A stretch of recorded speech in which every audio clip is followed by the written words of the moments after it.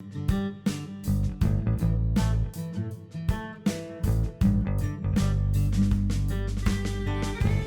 Joshua Hanlon on the north side of Indianapolis in Holliday Park, and behind me are what are known in Indianapolis as the ruins. Now, the story of how these ruins got here to Holliday Park and to Indianapolis starts in 1898 with the building of one of New York City's first skyscrapers, the St. Paul building.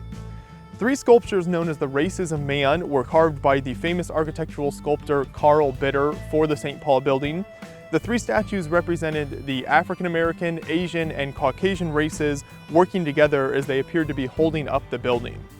In the 1950s, the Western Electric Corporation decided to build a new, modern skyscraper on the site of the St. Paul building. A competition was then held for cities throughout the country to design a space to display the statues.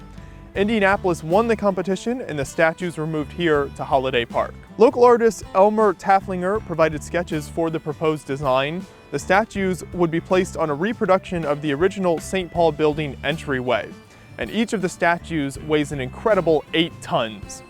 Following the movement of the statues from New York, Taflinger spent the next several years moving parts of other buildings from around Indianapolis into Holliday Park. 26 Greek columns from the Sisters of Good Shepherd Convent were purchased by the Indianapolis Star and donated to the Holliday Park project. 4 statues from the old Marion County Courthouse building were positioned on either side of the New York statue ruins.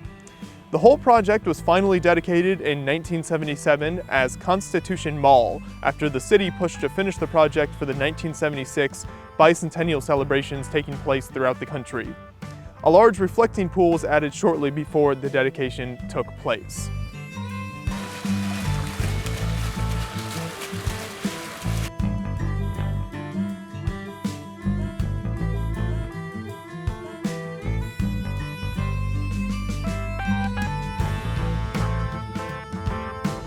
All of this beautiful vegetation you see around me is actually quite new.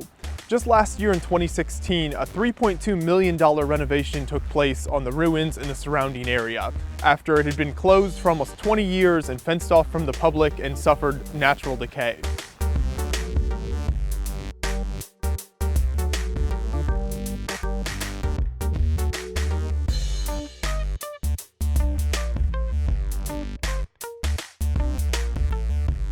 The amount of decay the ruins suffered is really incredible. You can see here in this photo that vines were growing up over the columns and vegetation had largely taken over.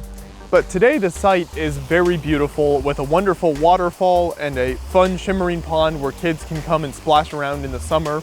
It's also a very popular location with photographers for wedding photographs or graduation photos. Even in the time we've been here shooting this video, there have been several people coming through and taking photographs with the beautiful ruins in the background. One last thing I wanted to show you here in Holliday Park are these 3 massive slabs of Indiana limestone with the preamble to the Constitution written on them. These were put here as part of the bicentennial celebrations in 1976, shortly before the mall was dedicated. I hope you've enjoyed this look at the ruins here at Holliday Park.